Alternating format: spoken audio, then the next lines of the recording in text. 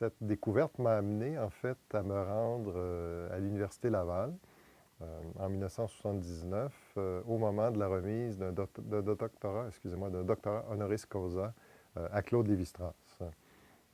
J'ai appris, je ne me souviens pas comment exactement, que la cérémonie avait lieu à un moment. C'était au printemps, je me souviens bien, de 1979. J'avais terminé mon bac. Je me préparais à entreprendre éventuellement une maîtrise en anthropologie. Et donc, je me suis rendu en stop à l'Université Laval de Montréal pour assister, en fait, à la remise du doctorat honoris causa et au débat qui avait été organisé par la suite, qui portait à l'époque sur l'importance de la sociobiologie et de la réponse à donner à cette nouvelle approche, une nouvelle discipline, qui était incarnée essentiellement par les travaux de Wilson à l'époque, qui avait publié plusieurs ouvrages. Et donc le débat qui avait été amené, c'était quelle est l'importance de la sociobiologie et quelle réponse doit-on donner à ça. Et donc, j'ai été intéressé par l'ensemble des interventions qui portaient, selon les professeurs qui étaient présents, plus ou moins sur la thématique, la sociobiologie comme telle.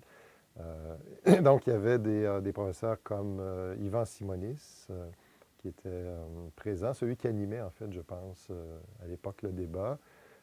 Il y avait Pierre Maranda, il y avait Bernard Saladin-Danglure également, Élie Conga-Maranda aussi, qui était présente à la table, et Claude Lévi-Strauss.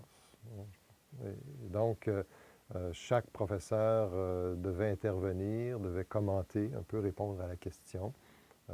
Et on donnait finalement la parole à Claude Lévi-Strauss en bout de parcours. Et mon souvenir, c'est qu'en fait, j'avais été extrêmement impressionné par la performance de Claude Lévi-Strauss, qui, de tous les professeurs présents à la table, était celui qui connaissait le mieux la sociobiologie. Et en fait, il avait commencé son intervention, ça, je n'ai jamais oublié la phrase, en disant à ses collègues, il ne faudrait pas donner l'impression que nous ne connaissons pas les travaux de nos collègues sociobiologistes.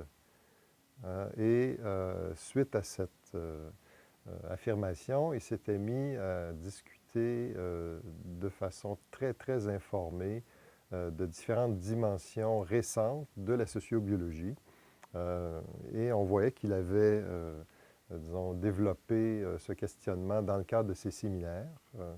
Et il avait, entre autres, abordé la question de ce qu'il appelait, de ce qu'on appelait à l'époque le inclusive fitness, l'adaptation inclusive, qui était un concept nouveau à l'époque, mais qui permettait d'expliquer plusieurs comportements altruistes du point de vue de la sociobiologie.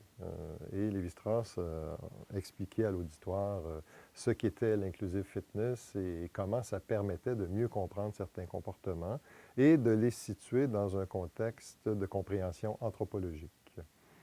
Et pour illustrer tout ça, il avait mentionné plusieurs exemples de comportements animaux qu'il disait avoir étudiés dans le cadre d'un de ses séminaires à Paris.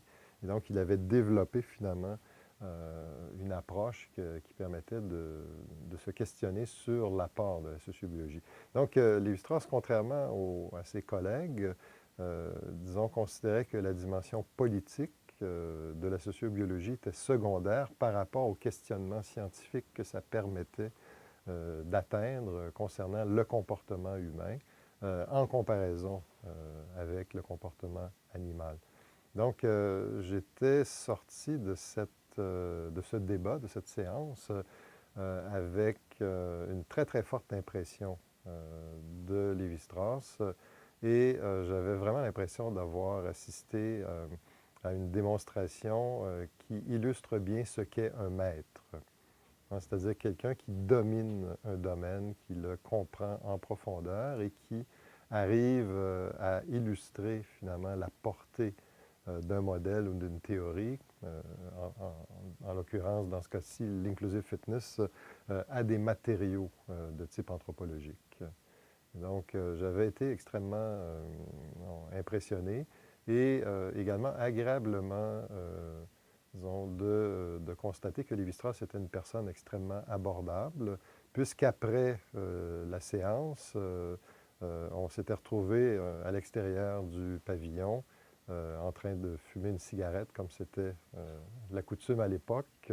Et Lévi-Strauss s'était joint à nous, s'était allumé lui-même une cigarette et avait discuté avec nous de façon extrêmement ouverte et tout à fait accessible.